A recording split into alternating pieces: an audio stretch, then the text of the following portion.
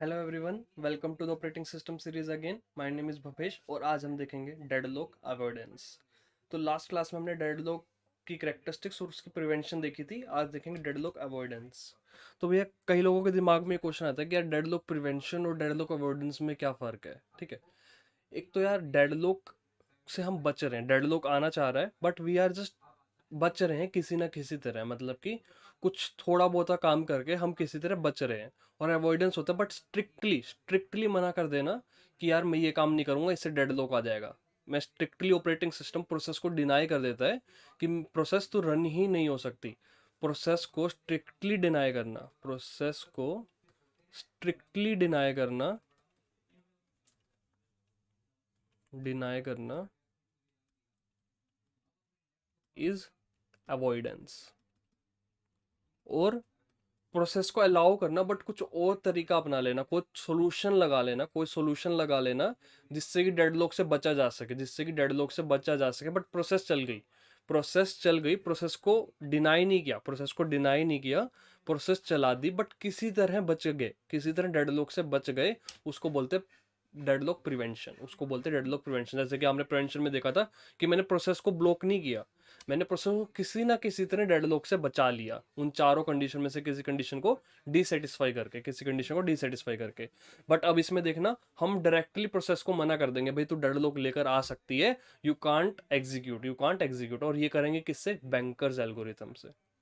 किससे इंप्लीमेंट करेंगे? Bankers algorithm. ठीक है, तो बैंकर्स एल्गो क्या करती है देखते हैं अभी, बैंकर्स एल्गो क्या बोलते हैं देखते हैं अभी। ठीक है, तो यार यहाँ पर ना मैंने प्रोसेसेस लिखी हुई है, हमारे पास 5 प्रोसेस हैं, P0, P1, P2, P3, P4। और यहाँ पर लिखी हुई नीड कि इन प्रोसेसेस को कितने रिसोर्सेज की नीड है। A B and C are three kind of resources.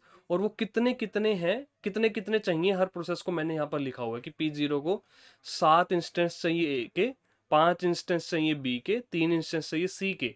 P1 को 3 इंस्टेंस चाहिए ए के, 2 इंस्टेंस चाहिए बी के, 2 इंस्टेंस चाहिए सी के। Similarly for P2, P3, P4 यहाँ पर मैंने लिखा हुआ है किस प्रोसेस को कितने इंस्टेंस किस रिसोर्स के चाहिए। ठीक है, नेक्स्ट है, करंटली कुछ रिसोर्स एलोकेट भी कर रखे हैं। जैसे बी को एक रिसोर्स ये बी का एक रिसोर्स इंस्टेंस P0 का एलोकेट कर रखा है, ए के 2 इंस्टेंस P1 का एलोकेट कर रखे हैं। सिमिलरली P2, P3, P4 के लिए कुछ इंस्टेंस ऑलरेडी एलोकेट कर रखे हैं।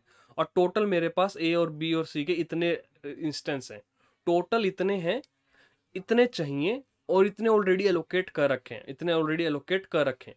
तो सबसे पहले हम बैंकर्स एल्गोरिथम में निकालते हैं रिमेनिंग नीड, कि भैया P0 की और कितनी बची हुई नीड है। तो कैसे निकालते हैं? नीड में से करंट एलोकेशन माइनस कर दो, तो 7 - 0 7, 5 - 1 4, 3 - 0 3। ठीक है, तो सिमिलरली 3 - 2 1, 2 - 0 2, 2 - 0 2।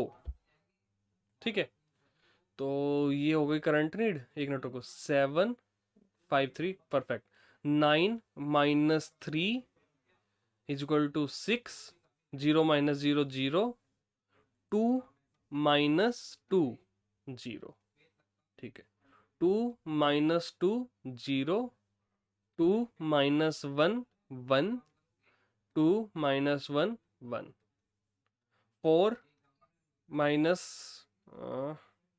आई थिंक ये मैं लिखना भूल गया, यहाँ पर लिख लेते हैं, नहीं सॉरी, 4 - 0 4, 3 - 0 3, 3 - 2 1। ठीक है, परफेक्ट।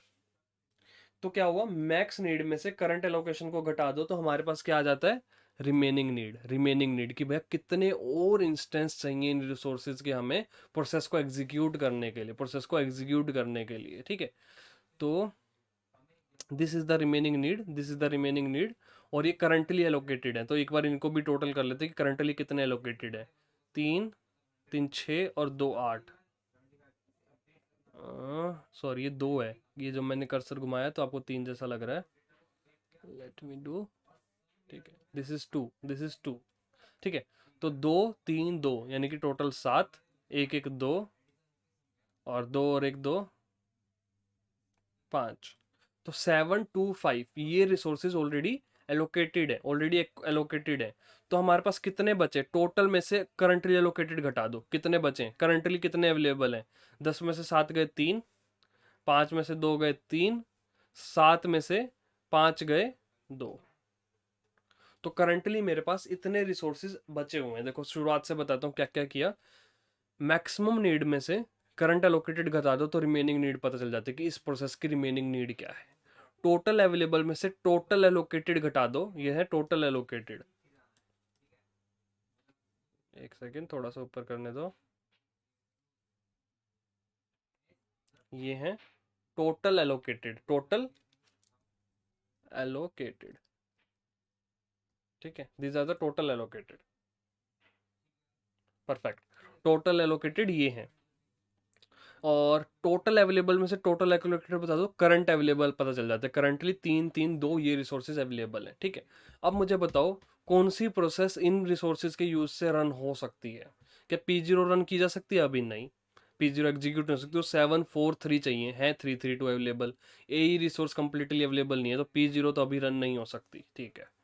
P1 रन हो सकती है, हाँ यार P1 रन हो सकती है। ए का 1 चाहिए, बी का 2 चाहिए, 3 का और सी का भी 2 ही चाहिए। तो परफेक्टली सबसे पहले P1 को रन किया जा सकता है, P1 को रन किया जा सकता है। P1 को एग्जीक्यूट कर दो। P1 को एग्जीक्यूट करने के बाद क्या होगा, ये जो एलोकेटेड थे ये भी फ्रीली अवेलेबल हो जाएंगे। तो 5 3 2, 2 + 3 5, 0 + 3 2 3, 0 + 2 2, ठीक है। तो ये भी फ्रीली अवेलेबल हो गए जो करंटली एलोकेटेड थे, क्योंकि P1 एग्जीक्यूट हो चुकी है। P1 के जितने भी करंटली एलोकेटेड रिसोर्सेज थे वो फ्री हो जाएंगे। तो करंट अवेलेबल अब कितने हैं? 5 3 2। अब 5 3 2 में देखो कौन रन कर सकता है? P0 रन कर सकती है? नहीं। P1 रन हो चुकी। P2 रन हो सकती है? नहीं। P4 रन हो सकती है? P3 सॉरी, P3 रन हो सकती है? हाँ बिल्कुल, P3 को रन किया जा सकता है। तो P3 के करंटली एलोकेटेड ये हैं, ये भी फ्री हो जाएंगे। तो 5 5 और 2 7, 3 और 1 4 2 और 1 3। तो 7 4 3 रिसोर्सेज अब करंटली अवेलेबल हो गए जब मैंने P3 को एग्जीक्यूट कर दिया। अब कौन एग्जीक्यूट हो सकता है? P0 एग्जीक्यूट हो सकती है? बिल्कुल। तो P0 को एग्जीक्यूट कर दो तो कौन से रिसोर्सेज अवेलेबल हो जाएंगे? 7 5 3। ये वाला रिसोर्स अभी अभी अवेलेबल होगा, ये फ्री हो जाएगा। 7 5 3 हो गए, 7 5 3, ठीक है। फिर नेक्स्ट, नेक्स्ट किसको कर सकते हैं रन? 7 5 3 पे तो इसको भी रन कर सकते हैं, P2 को भी रन कर सकते हो। तो P2 को रन करने के बाद करंटली अवेलेबल कितने हो जाएंगे? P2 को रन करने के बाद अवेलेबल हो जाएंगे 10 5 5 + 0, 7 + 3 10, 5 + 0 5, 2 + 3 5। तो 10 5 5 इतने रिसोर्सेज फ्री हो जाएंगे P2 को एग्जीक्यूट करने का। लाइन वाइज करता हूँ, P1, फिर P3, फिर P0 और फिर P2, लास्ट में P4 एग्जीक्यूट कर रहे हैं। P4 को एग्जीक्यूट करने के बाद कितने रिसोर्सेज हो जाएंगे टोटल? 10 5 7 अवेलेबल। तो टोटल रिसोर्सेज भी 10 5 7 थे, दोनों मैच कर गए। तो इसका मतलब हमने सही किया है। ये हमारी सीक्वेंस सही है कि सबसे पहले P1 को रन करो, फिर P3 को, फिर P0 को, फिर P2 को, फिर P4 को। तो हम एग्जीक्यूट कर पाएंगे, ठीक है। तो हम एग्जीक्यूट कर पाएंगे, ठीक है। और यही सेम सीक्वेंस ऐसे भी कर सकते थे। पहले P3 को कर दो एग्जीक्यूट आते ही 0 1 1, और फिर P1, फिर P0, फिर P2, फिर P4। ये भी पॉसिबल है, ये भी पॉसिबल है। और ऐसी बहुत सारी सीक्वेंस पॉसिबल है। तो नेक्स्ट आइए मैं बताता हूँ कि क्या क्या पॉसिबल है, क्या क्या नहीं है, ठीक है। हम्म, ठीक है। तो क्या बोला इसने, बैंकर्स एल्गोरिथम क्या बोलते हैं? If we can satisfy the remaining need of all the processes, अगर हम हर एक प्रोसेस की रिमेनिंग नीड सेटिस्फाई कर पाए तो तब बोलते हैं सिस्टम सेफ है। तो बोलते हैं सिस्टम सेफ है, वरना अनसेफ है। डेडलॉक में भी पॉसिबल, डेडलॉक में भी पॉसिबल। अगर हम नहीं सेटिस्फाई कर पा रहे, अगर हम ऐसी कोई भी सीक्वेंस जनरेट नहीं कर पा रहे, सेफ सीक्वेंस जनरेट नहीं कर पा रहे, तो हम बोलते हैं डेडलॉक में भी पॉसिबल, ठीक है। The order in which we satisfy the remaining need is known as safe sequence. इनको बोलते हैं सेफ सीक्वेंस, इनको बोलते हैं सेफ सीक्वेंस। किस ऑर्डर में प्रोसेसेस को रन करना उसको बोलते हैं सेफ सीक्वेंस, ठीक है। तो multiple safe sequence are possible, वो मैंने आपको दिखाई दिया कि मल्टीपल सेफ सीक्वेंस पॉसिबल हैं, जरूरी नहीं है सेफ सीक्वेंस यूनिक हो, it's not necessary, it is not necessary safe sequence to be unique, safe sequence का यूनिक होना नेसेसरी नहीं है, ठीक है। Each and every time process requesting for resource banker's algo will be implemented. हर बार जब भी कोई प्रोसेस रिसोर्स के लिए मांगेगी तो बैंकर्स एल्गो इम्प्लीमेंट की जाएगी। सेफ स्टेट आई अगर सेफ स्टेट आई तो रिसोर्सेज दे दिए जाएंगे, resources will be given, resources will be provided,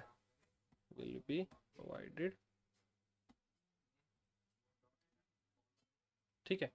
unsafe आई अगर तो डेडलॉक हो सकता है, तो क्या करेंगे, process will be denied as it is possible for deadlock.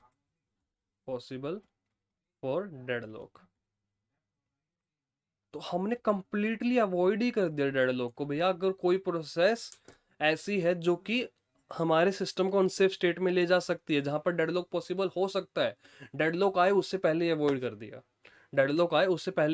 Process को डिनाई करके, प्रोसेस तू डेडलॉक पॉसिबल कर सकती है, आई एम डिनाइंग यू, तो डेडलॉक को पहले से ही डिनाई कर दिया। तो इसको बोलते हैं डेडलॉक अवॉइडेंस। किससे हम पता लगाते हैं, बैंकर्स एल्गो से हर बार प्रोसेस जब भी होती है, रिसोर्स रिक्वेस्ट करती है, तो बैंकर्स एल्गोरिथम को रन करते हैं। ऐसे ही हमारा operating system bankers algorithm run करता है और पता लगाता है हमारा सिस्टम सेफ है या नहीं है। अगर सेफ सीक्वेंस मिल जाती है कोई एक भी, तो हमारा सिस्टम सेफ है, वरना अनसेफ है, ठीक है। थैंक यू, नेक्स्ट लेक्चर में मिलते हैं। Thank you.